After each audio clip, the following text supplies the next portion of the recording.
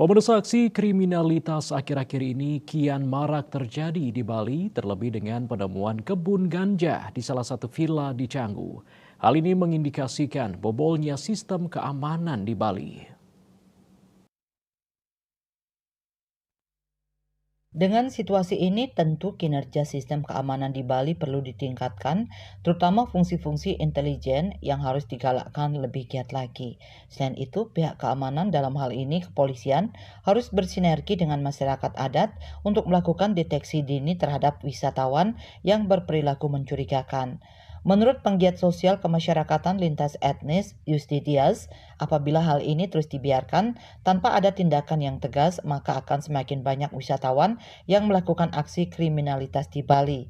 Pihaknya juga mengimbau kepada pemerintah dan desa adat agar lebih fokus dalam melakukan pengawasan terhadap penduduk asing yang tinggal di Bali.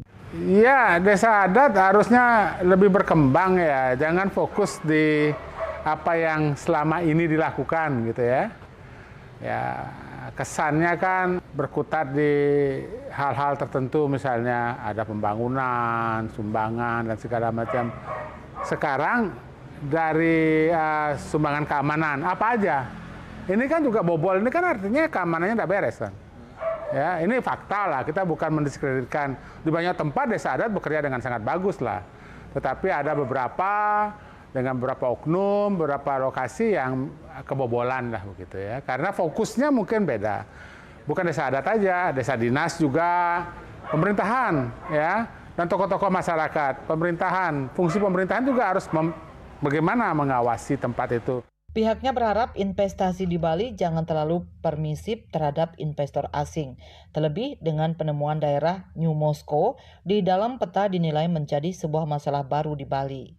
Investasi memang kita berusaha memfilter kan, sudah ada aturan-aturan perangkap-perangkap kan, kalau perizinan itu kan filternya tuh perizinan. Tapi kan sekarang yang terjadi ini adalah mereka yang tidak berizin kan begitu.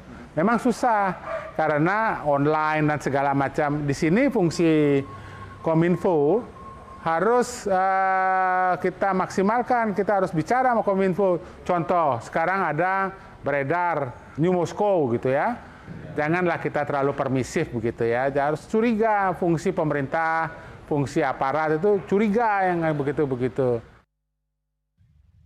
Antika, Bali TV.